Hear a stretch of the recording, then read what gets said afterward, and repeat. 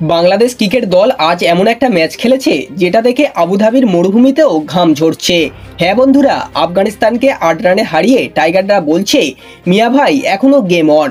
ভাইরে ভাই, আজকের ম্যাচটা ছিল একেবারে হৃদয় কাঁপানো। মানে আমি তো ভেবেছিলাম আফগানিস্তান শেষ ওভারে ম্যাচ টেনে নিয়ে গেলে আমার হার্টবিট ডিজে বাজতে শুরু করবে, কিন্তু না, মুস্তাফিজুর এসে বললেন আমি তো কুমিল্লার কাণ্ডারি, শেষ ওভারে হিরো আমিই হব।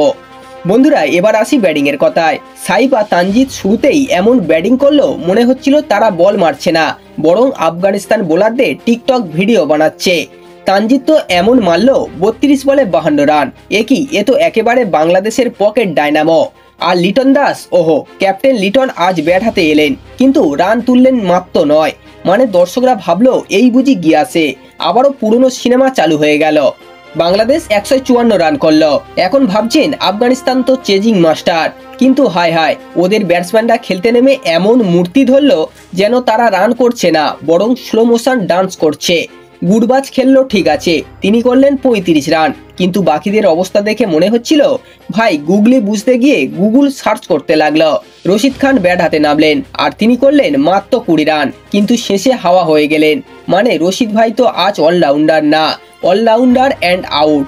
আমরা ভারতবাসী হিসেবে একথা মানতেই হবে, বাংলাদেশ আজ একেবারে সিনেমাটিক জিতেছে। মানে এরা মাঝে মাঝে আমাদের মাথা খায়, কিন্তু ক্রিকেট মাঠে আজ সত্যি দেখালো টাইগার ইজ নট ডেড।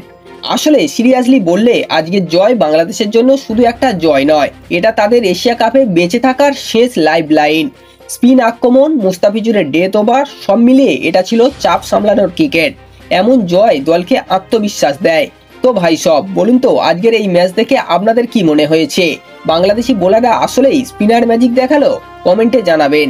আর ভিডিওটা যদি ভালো লেগে থাকে তাহলে একটু লাইক দিন আর একটা কমেন্ট করুন, আর সাবস্ক্রাইব করতে ভুলবেন না, কারণ আগামী ম্যাচে আমি আসছি আরো বেশি হাসির খোরাক আর নাটকীয়তা নিয়ে।